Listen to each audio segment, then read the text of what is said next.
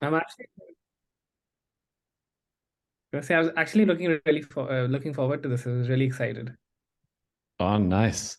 Nice. I have to live up to Shikara's expectations now. The stakes are high. Hey, Paul. Hey. All right. So I'm gonna hijack the next 3 sessions of this of this VS Code pairing for pairing on features on the VS Code extension. So all of you who are interested in joining as a maintainers of the extension get a little familiar with the code base. And first issue, I'm just going to start sharing my screen. First issue that I prepared, yeah, I'm going to start dropping these links probably in the, like maybe somewhere more permanent. So it's going to be under this obscure link. I'm going to actually just edit it if Zoom allows me. Go away, Zoom, edit message. Maintainer pairing. And I'm going to be dropping the links in here. It's all in the VS Code extension channel. So this is the responsibilities of a maintainer. And pretty much the thing that's on top of what you would know from maintainership of the main GitLab project is here we are releasing the extension as well. So there is like a click of a button on a pipeline releases the extension on every tagged pipeline. Cool. So now to the fun part. What we are going to be pairing on today is support permalinks. I feel a little bit guilty because last few years I used the extension for a lot of things, but for the permalinks, I'm using CodeLens in VS Code. And I'm going to just show you what the feature is. So when we are going to go to the extension, what's that? Code, open VS Code, and just going to make the editor a little bit smaller so I can see. The zoom is not in my way. All right. So for example, if I would want to point you to some fun GitLab service, some fun line of code, this one. And what I usually do with CodeLens, we will see it here, CodeLens. Thomas, sorry for interrupting. Did you drop a link to the issue somewhere, which you're targeting? I have not. Oh, you didn't remember that it's 699, Shikar? No, I'm sorry. I'm just too slow today, clearly. All right. So this is the link that we are going to be working on. And so what I usually do, I run this command that's gitlens copy remote file URL. Why do I do that? Because gitlens asks me about my origins. There are 2. And I say for this origin, and in my clipboard, it copies a link with, and this is the important part, the exact SHA of the latest commit on the file. So that's what we call it, a GitLab permalink. It's here somewhere. There is a button called permalink. So if we weren't on a SHA, but we were on the main branch, then you see that there is on the main, the moment somebody would add a line of code somewhere between line 1 and 548, this would shift and it would point to a different line. So it's not really suitable for leaving this on an issue or somewhere where it's going to live for longer than a couple hours. You really want to use the permalink feature. But the only feature that we've got on the extension here now is GitLab. Nobody saw that. GitLab copy link to active file on GitLab. And here we go. That's exactly what you saw before the permalink. Now, so what we are going to do, we are going to have a look how this command is implemented, the one that I just run, copy link to active file on GitLab. And we will have to decide, do we want to parameterize this command? Do we want to make it a setting to like let people decide whether they want a permalink or not? Now, if we do that, then I'd assume that the current behavior is going to be the default, which means that the permalink behavior is going to be hidden somewhere in the settings and nobody will ever use it. Another option that I'm more keen on doing, but I'm happy to get convinced for the first option, is to just say copy permalink to active file on GitLab and just create another command in our extension. And then once we've got that, we will just copy paste the implementation of this command, and we will figure out how to get the current SHA and use it as a ref in this URL instead of using the branch name. Does that sound okay to everyone?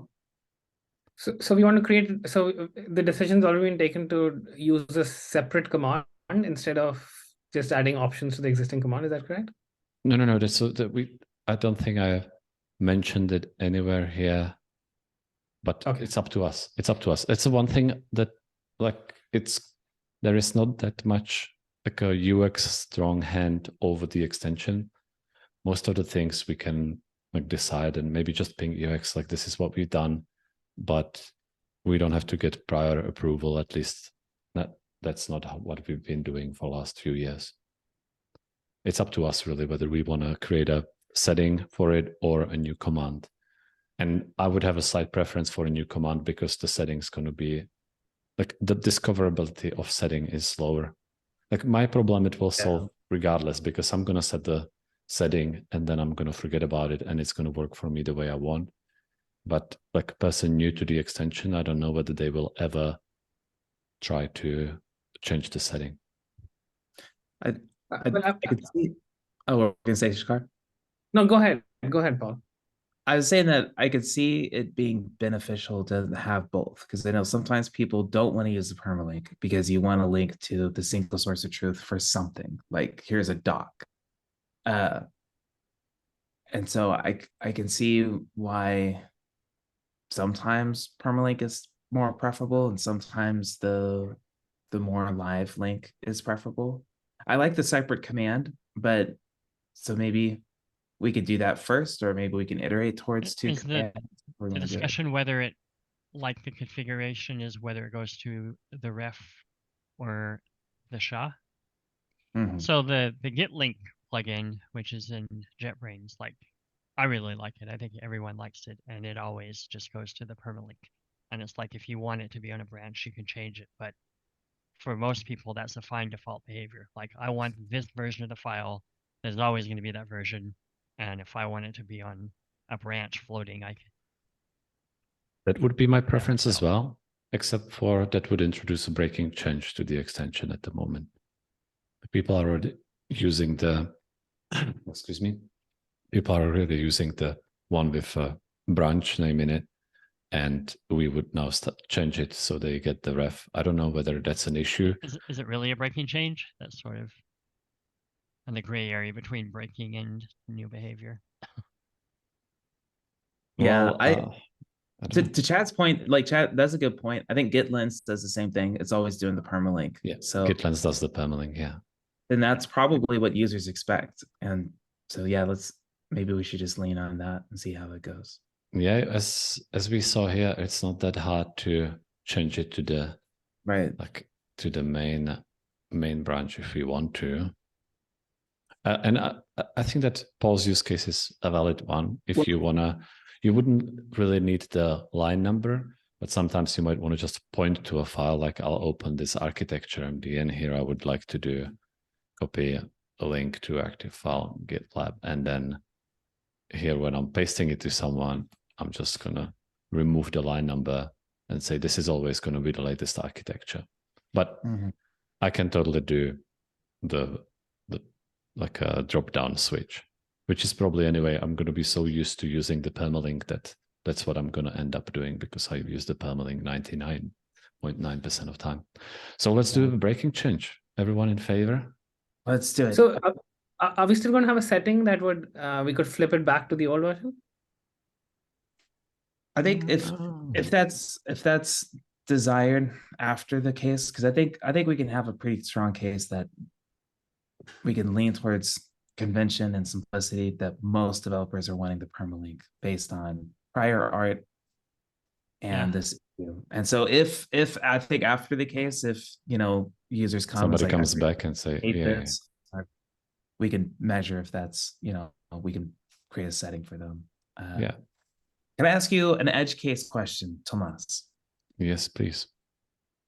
So right now, when we generate the link and we have the branch name, is that based off of the local branch you have checked out? Yep, it's this one. So what happens when the branch doesn't exist on the remote yet? I've checked out a new branch. Let's check that. Pulse edge case. Yeah. Branch. Create new branch. Let's do it.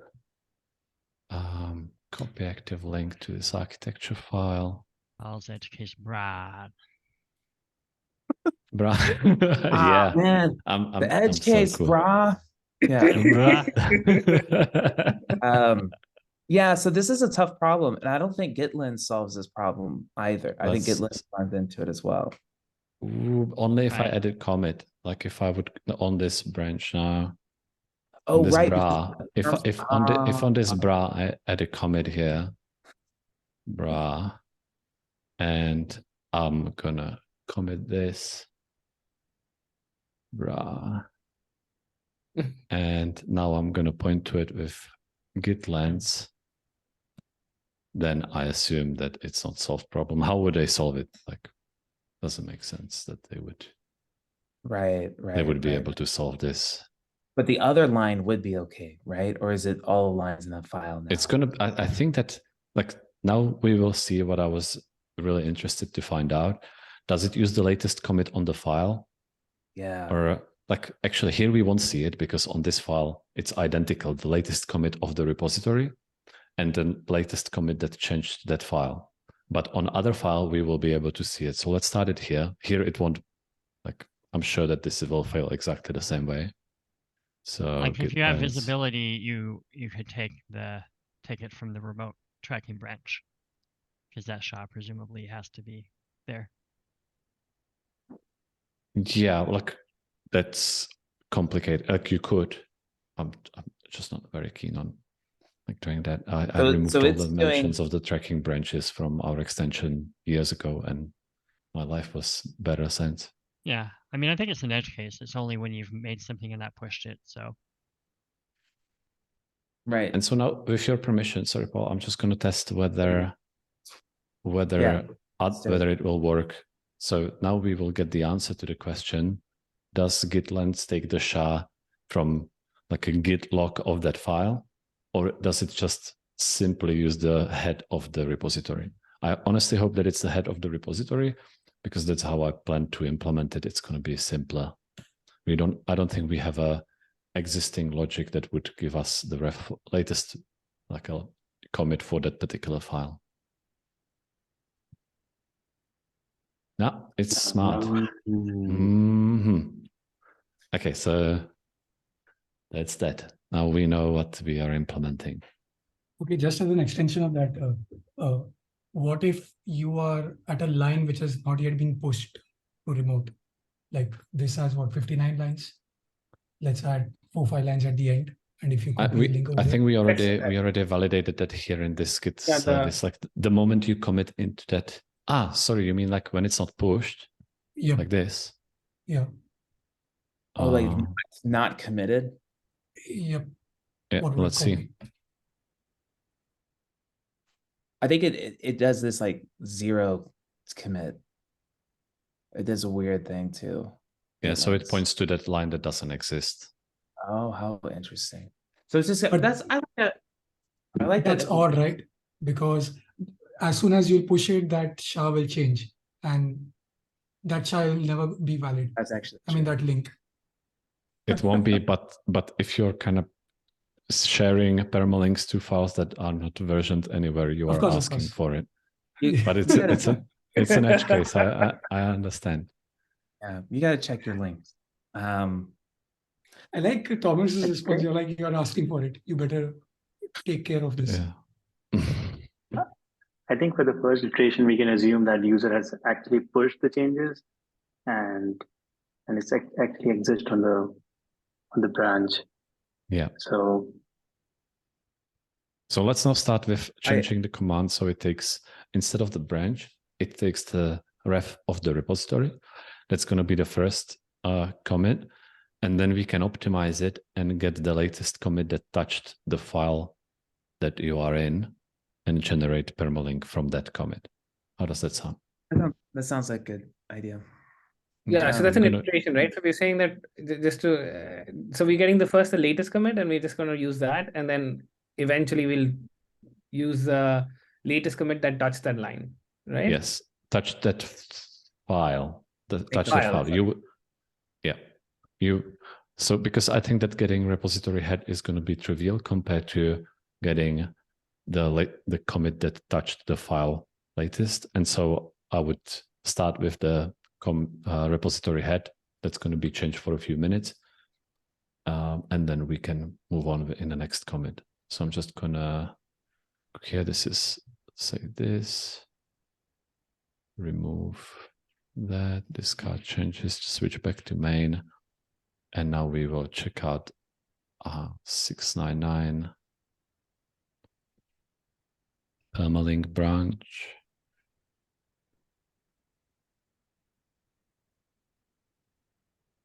Permalink. And now, how I usually start is that I look at the copy link to active file on GitHub, and I do full text search, copy, active. What am I doing? GitLab, copy link to active file.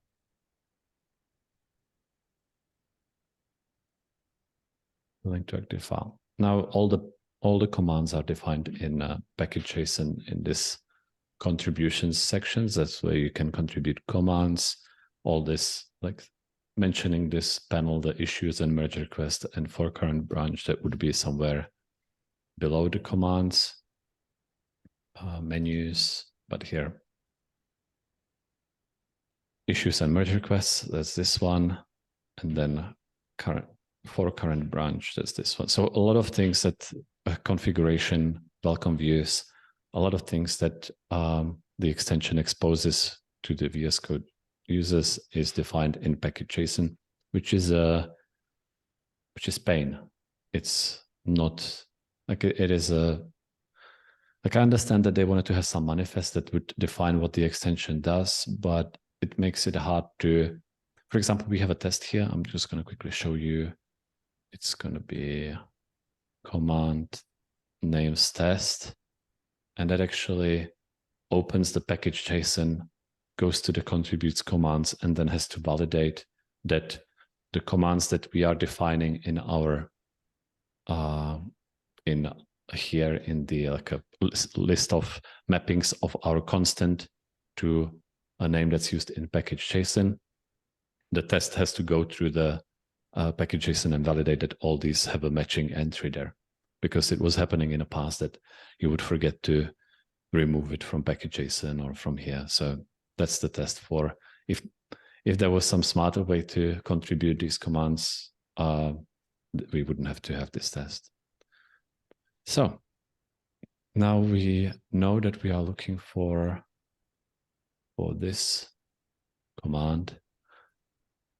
Now I would go here. We will find that it's this one. And if I'll find all the references, this is, so extension TS is the main entry point to the whole extension. Usually when we will have a look at the, I'm just going to make sure that I'm not, where is it here? When we are in package.json, all the way somewhere on top, you say what's the entry point for the extension, and it would be out extension. In this folder, the compiled version, the JavaScript version of this TypeScript file gets like copy it once it's compiled, and that's where we started from. There is this out folder somewhere here, extension, and it's not something that I wanted to see at all. We are using ES build to compile everything into one file. So that's not that useful now, but somewhere deep in that minified code, this file would be the entry point. And it's expected that the extension file or the main entry file has a method called activate. And this is what you are interested in. Like when you want to know how the extension is set up, everything happens on these 100 lines of code. Somewhere here, we initialize the commands, I'm sure, register commands. That's this long method that for each command defines some function that's triggered when the user triggers that command. We are adding different mechanisms for completion. One of the completions, for example, is when you open GitLab CI YAML. If in a script here, you will want to use, what's happening? Okay. You want to use CI. We have this list of all the CI variables that are available in our CI pipeline with the definition it's parsed from our documentation. So that's one of the completions, and there is, we register the sidebars. We make sure we start the current branch refresher somewhere there, which every 30 seconds refreshes for the current branch, which is this one. What is the latest pipeline? What is the merge request? And what is the issue for a closing issue for this branch? So that all happens here, but we are now interested in the commands. So we see that copy link to active file has this copy link to active file command opener, and the openers are like commands that open web browser for you. That's one thing. And then we have this interesting thing, which is a wrapper run with valid project file. So if you would look at this, it's a project file command. This function expects that it's already getting, well, I'm going to show the interface. It expects that it's getting this as an argument, and it's an initialized project. When we know that the project has a valid Git repository, that it has a backing GitLab project that we can connect to with valid account, and we also know what the file is. That's all defined here. Project in repository, I had a good session with Enrique yesterday. I was explaining how this is the most important thing in the whole of extension. Once you understand this, everything else falls into place. So why is it the most important thing? I'm going to spend a little bit of time here before we move on. When I started working on the extension, I thought that you have a repository locally that represents some GitLab project, and that's it. So the repository, there is like a direct link between repository and GitLab project, but that's not how it actually works. Like the repository has remotes, and the remotes represent GitLab project. That's a very important distinction. And not even that, there is another thing. You can have multiple accounts. Enrique's now, like, he's the OG of this. Yesterday we talked about it. You can have multiple accounts, like you can have your personal and work account. And the project might be like, it's a different project in the repository if you are using your personal account to connect to it or your work account to connect to it. And so what you really have when you have initialized GitLab project, you have a triplet of your local repository, then the remote in that repository that's matched with some GitLab project on the GitLab instance, and a particular account that you use to access that project. That's why it's so important. And for example, if I show you here, I can see, like I can clear the selected project. And now this is what I would see if I just initialized opened the VS Code extension, created my account, and opened the VS Code extension project. Because I have two remotes here, show you. Open. The extension doesn't know which one should it use.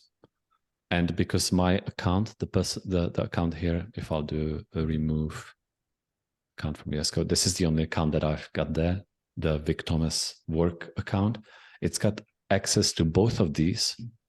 And so it doesn't know which of these projects should it use. So I can right click here and select that I want this repository to be mapped with this origin. The moment that happens, I have the valid project in the repository initialized like an entity in my repository. How's it called? I think it's called project repository to be, or maybe project. Let's have a look. Project GitLab project repository. So, throughout the extension, when we say project, are we talking GitLab project? That's yes. Okay, that makes sense. And when we say repository, that's when we talk about the Local all the files. Yeah. Right. Got it. Cool. So now we and just there is interesting thing that we looked at yesterday with Enrique. There is somewhere here there was a method of which was initialize all projects, load selected projects, merge, load, detect projects. This is the part that pretty much describes what's happening. Like you get on the input, you get all the remote URLs and you get all the accounts. And then it's doing like everything with everything for each account. It tries to parse the remote, figures out whether the remote is on the same instance as the account. And if it is, it tries to connect to that GitLab project. And if that connection is successful, it produces one of the, like, it produces the parsed, the project in the repository and returns it. So that's what you get, like the existing projects. That's what you get here. So that was a sidetrack. Is that like clear enough? Should I go back to creating the command? Yeah. Okay. So the nice thing when you wrap something with run with valid project and file is that once you invoke the command, you know that what happens, what's argument to this function is already all set up. If, for example, I run that command and it's not let's say I open an issue here, which is assigned to me, and I'll run here like copy link to active file. Is this ours? Yeah. No open file. So this is something that the wrapper does. For every command that needs an open file, when we use the wrapper ends the command if there is no open file that you are in. Okay. So the command is calling getActiveFile. That gets the file URL. Okay. getActiveFile. Okay, this looks like this is going to be the logic that we are after. Now let's check whether there is any test for it. I would be worried that we wouldn't have a test for it. So let's figure out whether we can write test for it first.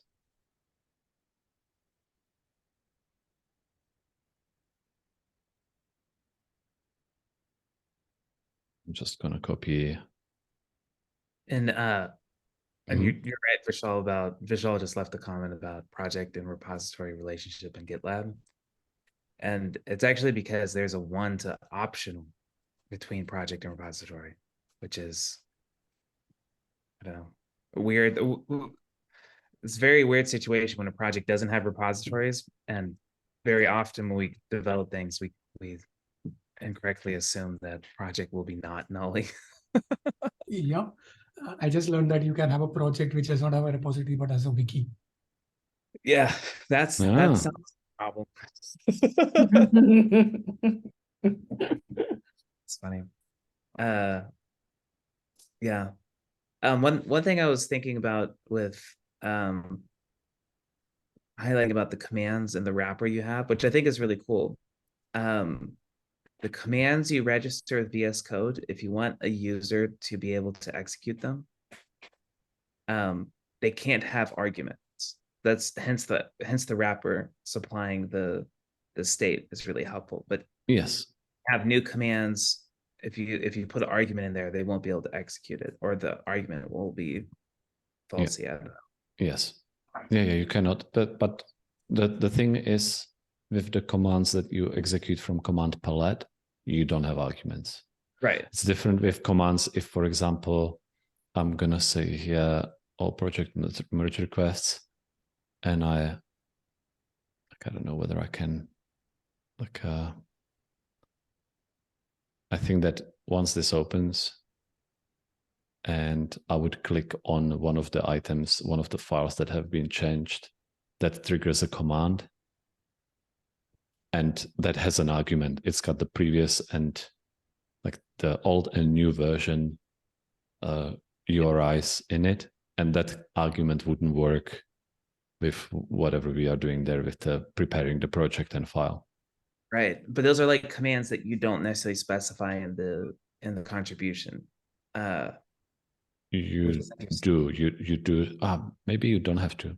Maybe you don't have to specify them in a contribution. Yeah, you're specifying them only if they need to be surfaced somewhere in the UI, I think. But don't quote me on that. Okay. Yeah. All of it to get to, does the VS Code extension have an idea of like private commands? Like a difference? Do you have any kind of abstraction like that where we do have like a commands called like a private command or something like that? We've got programmatic commands where that's not something that's what we are calling from other code in the extension, but users never call those commands directly. Got it. That makes sense. Cool. All right, so where is our don't save? Lost me test. There's test. Okay, I'm gonna just make it like this. And here openness. Okay, so I need to somehow prepare a project in repository. That shouldn't be an issue.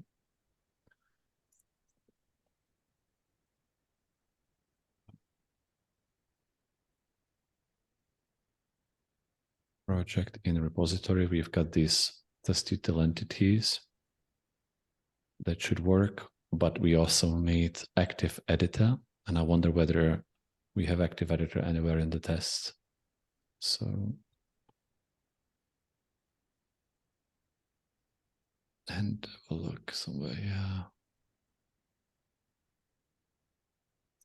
Star test. Oh, this is slow. Something's happening with my computer.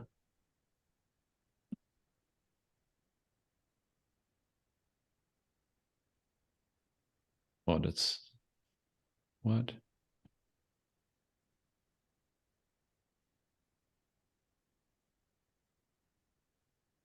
Yeah, so the JavaScript tests are integration tests. Those are not going to help us here. Okay, so we need to create something that will mock the active editor. What do we need from it? The active editor. We are after document URI FS path. That's the only. And then the selection. Okay. So it's something that has a document and something that's got selection. Let's just for now put there empty. A URI, I think I could probably VS Code URI. And is it file? let's see what this, because another thing, interesting thing about the tests is that when we are running just tests, we don't have the actual VS Code available, because that's a dependency that gets runtime injected into your extension. So what we have available in tests is mocks that we define ourselves. They are in this mocks VS Code file, and everything that we use for unit tests we define here. We try to create as either really dumb fakes or just replace the things with just mocks, like functions and whatnot. So that's what's happening here. And for the URI, I think that URI in particular, we have more complicated implementation just because it's a fake that you use very often. And so file, yeah, authority, path. We'll see what it produces. I don't quite remember what exactly this fake does right now. But this would definitely work. We don't want to import the mock. We want to import the actual VS Code. So let's do it this way. Because Jess will automatically put the mock in front of it. Yes, it will. Just this needs to be like this. Okay, so, and the selection, what are we interested in the selection? We want to start and end. It looks like those also have a line. Each start and end has a line too. And that's what we are after. So line 1 and end line maybe 2. Okay, and now we should have everything that we need to invoke that. And then we will have to have the project. We've got that. Let's see what happens when we call it. So this will need to be, since it's async, is it? Yeah. We will call get active file. Oh, okay, so it's not exported. We will have to go through the copy, I guess, copy link to active file, and we need to then check that the clipboard got correct. Yeah, it got the URL that we are after. So let's call this. Sorry, why isn't the active file available? It's not exported. Say that again, Vishal. You're saying something that it's not exported. Why it's not exported? So the origin, the method that actually does Got it. all the for creating the URL is internal implementation detail of this module, and we are only exporting the command itself. Thanks. So we've got that, and we need to pass to it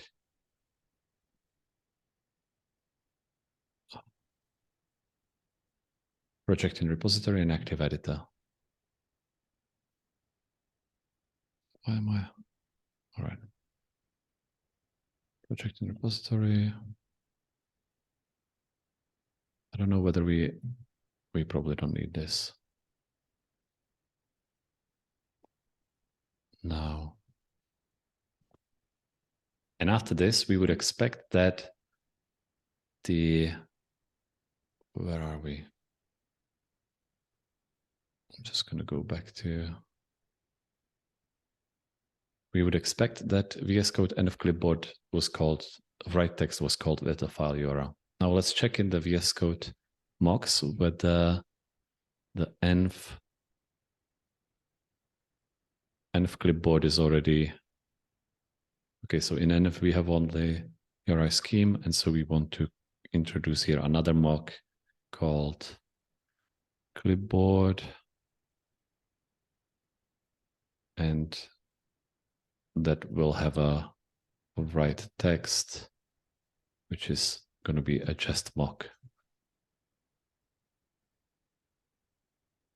Now we should be able to just expect here that the VS Code env, what is it? Clipboard, write text to have been called with, and let's put here empty string, see what happens. The project and repository, what does that give you? Does that give you like a branch and everything? Probably does, right?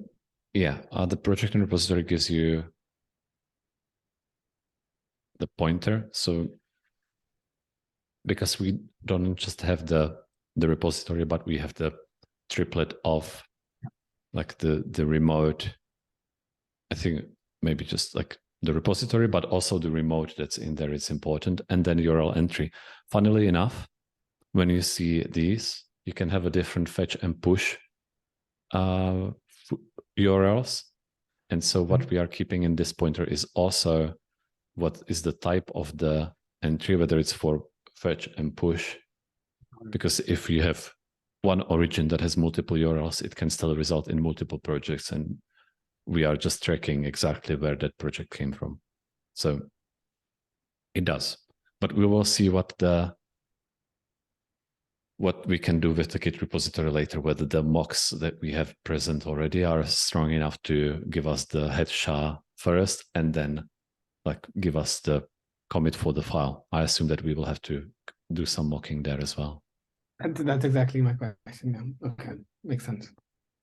And so this active editor is now, it's not the type that we are looking for. So we need to here say as and go with the VS Code. What is the type exactly we are looking for?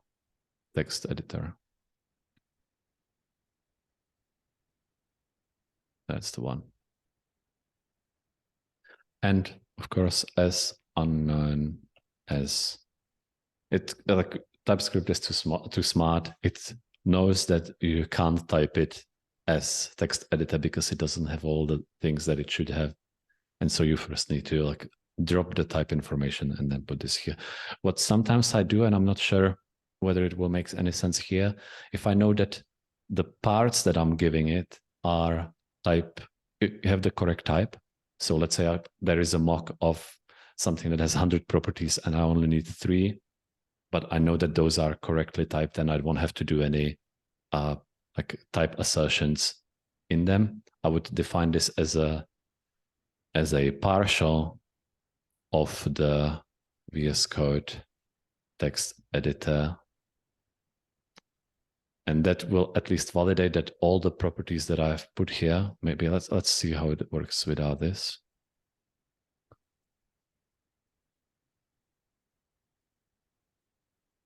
Okay, but this is useful because I think that I forgot one intermediate step here. I think that the document is not just URI, but it's going to be, if we have a look at it, I think that the document has the URI. So we need to just say here, URI. See where I made a mistake? Does that make sense? Yeah. Should I make it a little bit larger? Does everyone have a big enough screen to see this? Yeah. Okay. So now it still complains because it says that the document is not a full document, because I assume that document doesn't only have a URI, but it's going to have selections. Right.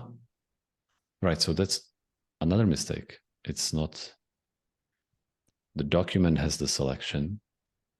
No. Sorry.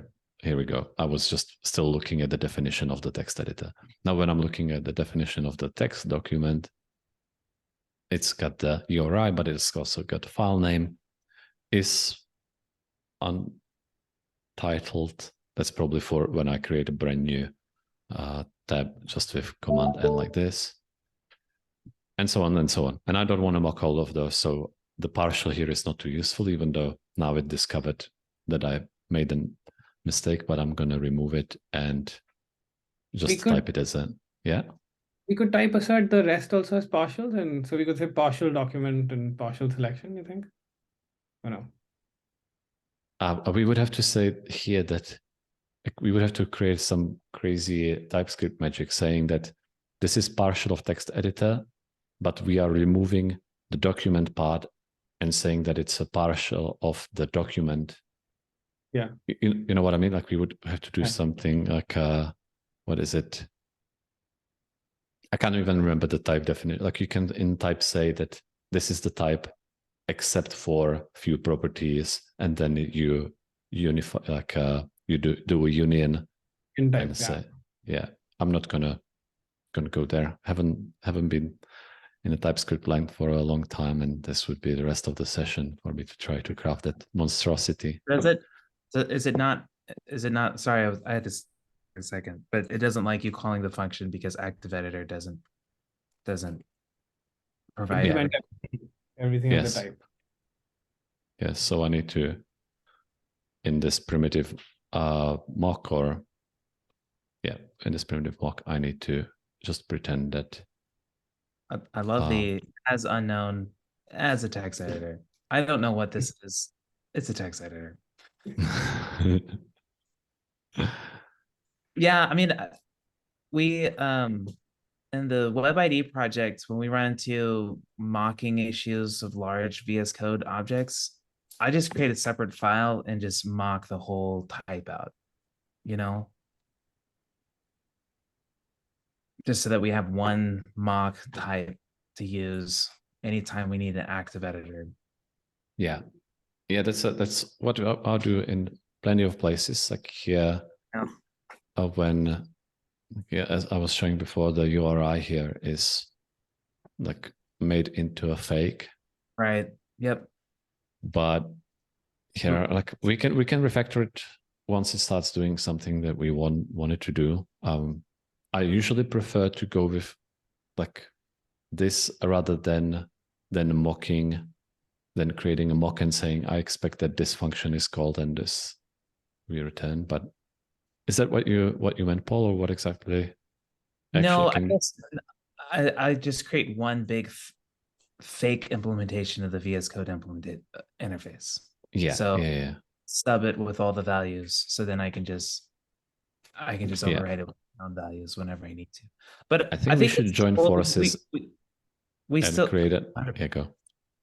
I definitely agree, but I think this makes sense though, because you still get the type safety of the other code wouldn't work if it wasn't type safe. So this all makes sense, I think so. Yeah. And yeah, I'm not that type concerned in the test code as I would be in the production code. And I was just going to say we should join forces, and I was already thinking about taking this into a library. I think that everyone who writes unit tests for VS Code extensions needs to like come up with this. So 100%, yeah, that'd be great. We definitely have one in the WebID. Yeah. So this fails somewhere. I assume that here in that get tracking branch name or throw, I think that we are failing somewhere here. If I'll just run this test, where can I debug it? Why is it not? In your terminal, the just come section should give you the output, right? Yeah, but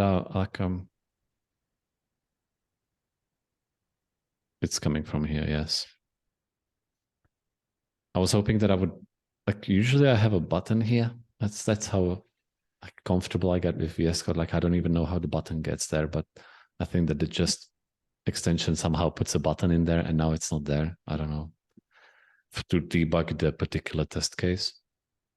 Anyway, so we have the raw repository, and we call get tracking branch name on it. And so we are here. We would probably want to say that let's try this quick.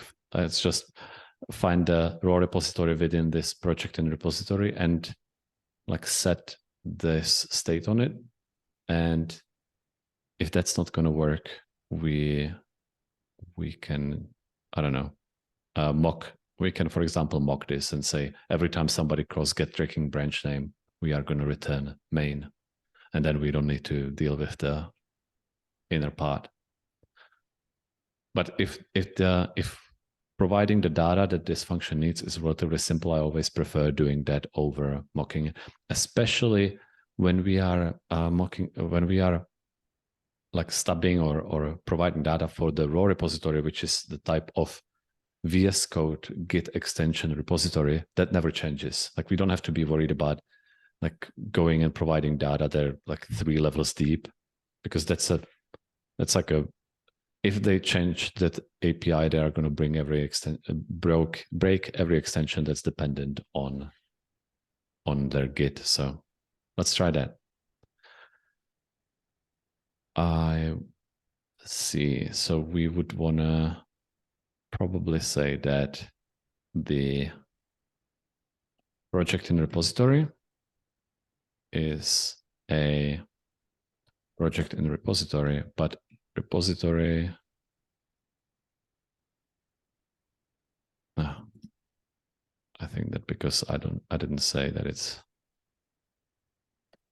now it should be helping me. No. What I'm trying to do is I'm trying to, when you have a look at the project in repository here, no, on this, it's already providing some fake Git repository in there.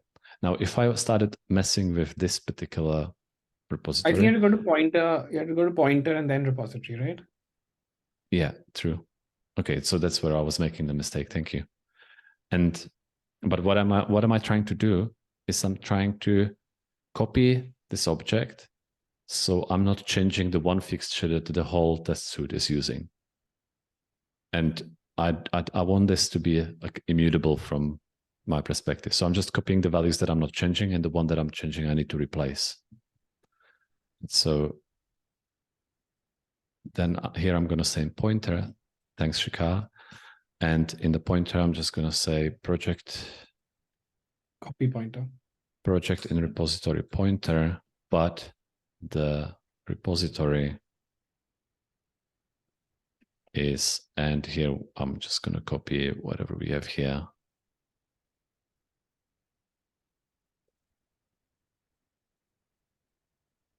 Did I? Yeah, here we go.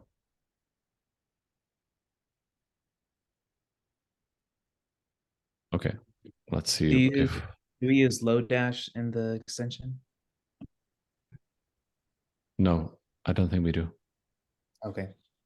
It's there was a big, I think with Himanshu, I had a big, but I don't want to like point him out. It might have been someone else, but somebody was very adamant about not including Lodash in the extension because like it can really mean that you change the type of the code base from JavaScript to Lodash functional code base with huge pipes and whatnot. So oh well, maybe. But that depends on how you use it. Yeah, well, it definitely makes it easier to prevent that from happening when the Lodash is not there. It's not there. There is, however, a utils somewhere. Where is the utils folder? You should never put a utils folder in your code base, but we have a utils folder. Every code base has one. And here we go, utils. And nice. A lot of these, like group by. I pretty much, every time I found something that I always use in Lodash and I couldn't find, like I needed it, I went to the youdontneedlodash.com and copied the snippet from there to get me the particular function that I'm used to. So some of the Lodash stuff is here. So basically utils is just Lodash. Yeah, that's my sneaky way of getting around. Now I have a wonderful idea. I want to maybe we can publish a library that is called like, you don't need Lodash. I'm dealing with all of those functions. Yeah, like based on the Lodash, how do you call it? Like it would be just gathering all the snippets from you don't need Lodash and making it, publishing it as not Lodash npm module. Okay, so with that out of the way, we have this fake repository, and now here I think that's where we will have where we can start faking what's in there. So there is the fake repository options, head remote name, remotes, root URI. And I think that maybe when we pass in the head remote name in these options, that's going to make our current test case work. So if here we put a head remote name main. Yeah. And let's see, we are expecting that it's in state head name and the fake, was it put it state head name? Okay, that should work. Now once this compiles, what's wrong here? As repository. We have to say as unknown as get. You got a semicolon at the end, which I don't think you need. You need a comma. Cannot file name. Yeah, I think that the original issue was that there was still the test error highlighting that line where it was originally failing. But now this is the real deal. Cannot find name git repository. And that's a... Yeah. You can put a comma at the end as well, and then that takes care of the compilation issue. Comma? Where should I? Instead of the semicolon. So you got a semicolon in the middle of an object. Ah, yeah, And okay, okay. Thanks.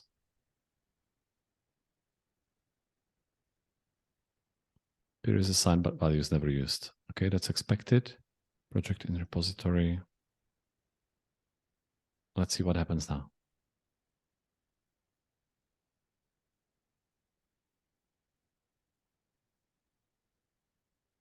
Raw repository get config. Okay, so that's what we will have to fake on top of whatever we produced here. We will need to patch it so it's got to get config as well. And maybe we can do it in here, in that fake that we are creating. Now I realize we are at time. We have another 2 sessions like this, so we can maybe continue there. We can go on for a few minutes, like up to you. I've got time. I'll need to hop off, but yeah, it sounds like we won't be able to finish the whole problem today, but if we can save it for next time. Yeah, Like I'll save it, commit some work in progress, commit, push it, and we can pick up where we left off next week. Cool. Sounds good. Right. See you. Thanks so much. This is really great. Thank you so much. This is lived up to the expectation, definitely. Oh, that made the rest of my day. Thanks, Shikha. Thank you. All right, thanks everyone. I'll see you latest next week. Bye-bye. Thank you, Thomas.